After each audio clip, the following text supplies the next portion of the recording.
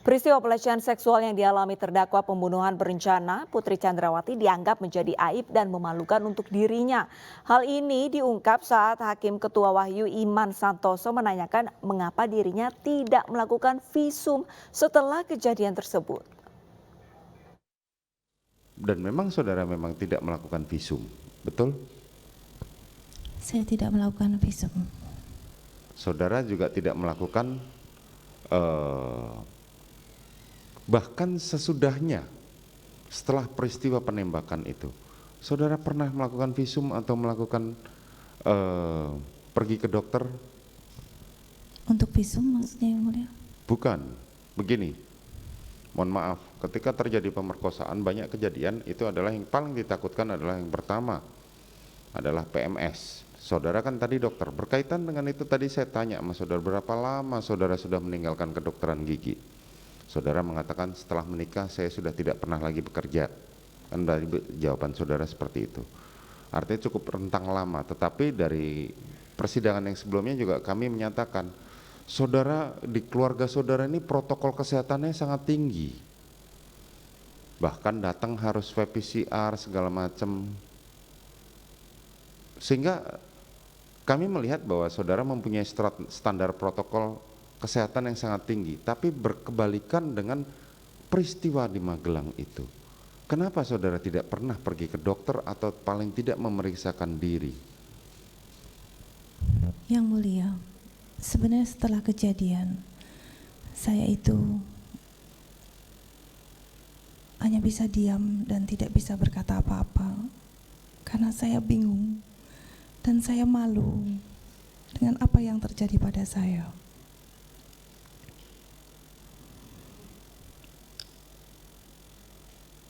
Dan saya tidak tahu harus bagaimana sebenarnya.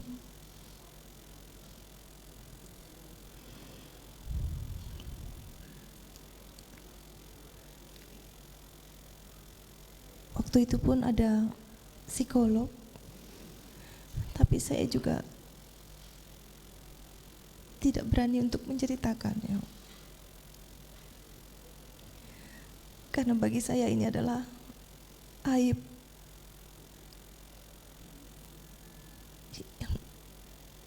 yang membuat malu.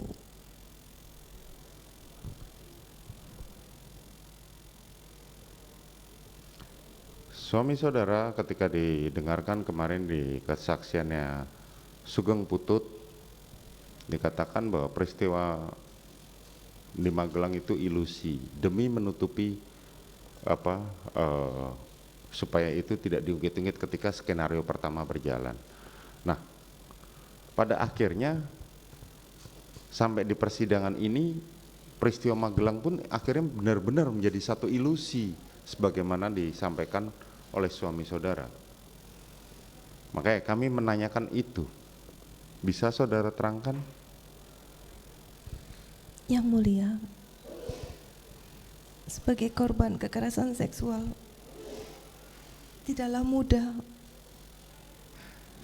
untuk menyampaikan, bahkan kepada suami saya sendiri saja. Saya sebenarnya malu,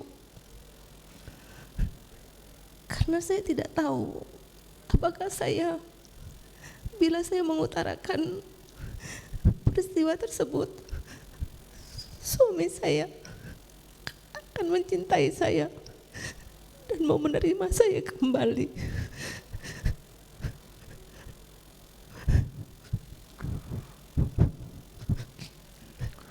Mohon maaf saudara, jadi kenapa kami menanyakan seperti ini? Karena sumber peristiwa Magelang inilah yang memicu terjadinya peristiwa penembakan di Duren 3. Maka kami mencoba bertanya, kalau saudara tidak mau berkeberatan untuk menjawab, tidak ada masalah. Ya, oke, kita lanjutkan.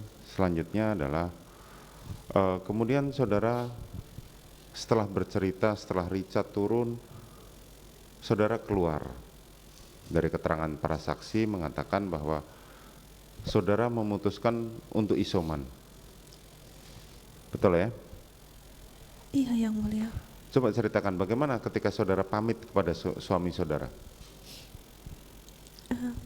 Saya keluar, sehabis saya menenangkan diri, saya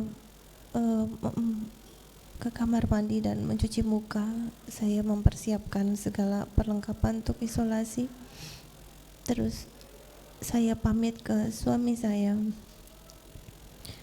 Saya sampaikan ke suami saya yang saya mau isolasi dulu. Lalu suami saya menyampaikan, ya kamu isolasi saja dulu. Nanti malam kita panggil Yosua untuk mengkonfirmasikan kejadian tanggal 7 kemarin. Kita, yang dimaksud kita berarti saudara ada ya? Ya. Oke. Selanjutnya saudara memutuskan untuk pergi ke isoman. Iya. Pada saat isoman, saudara menyampaikan kepada siapa untuk minta diantar ke sana? Saya turun ke lantai 1, terus saya di garasi bertemu dengan Dek Daden. Lalu saya minta tolong panggilkan Dek Riki waktu itu. Terus Dek Riki datang menghampiri saya dan saya menyampaikan, Dek tolong antarkan saya untuk isolasi ke 46. Dek Riki bilang siap Ibu. Lalu saya berikan tas untuk perlengkapan saya kepada Dek Riki, terus saya naik mobil. Oke. Selanjutnya saudara naik mobil. Masih ingat siapa saja yang naik di situ?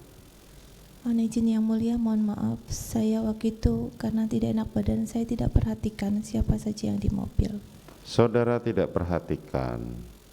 Dari keterangan saksi-saksi menerangkan bahwa yang mengikuti saudara pada saat itu adalah saksi Riki ya sebagai driver, terusan korban Joshua duduk di depan, dan Kuat Ma'ruf serta Richard Eliezer.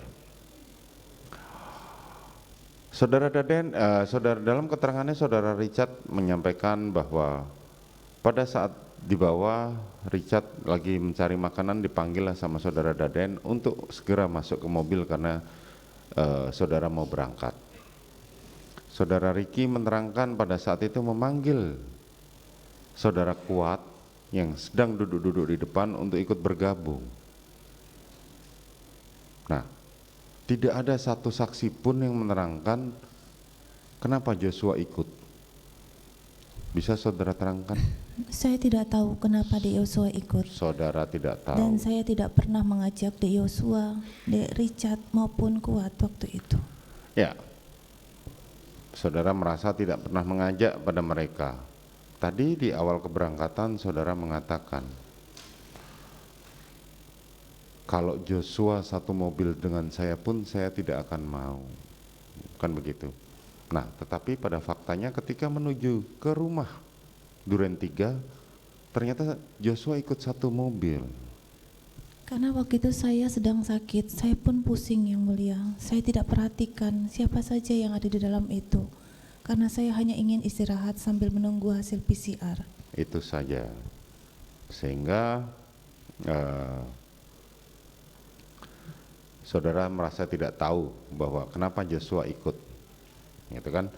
Singkat cerita kemudian pergilah saudara ke Duren 3. Saat di Duren 3 sebagaimana kita lihat di CCTV dan keterangan para saksi kemarin di persidangan menerangkan, ketika saudara turun, saudara langsung meminta Kuat untuk membawakan tas masuk ke dalam. Betul ya? Betul yang mulia.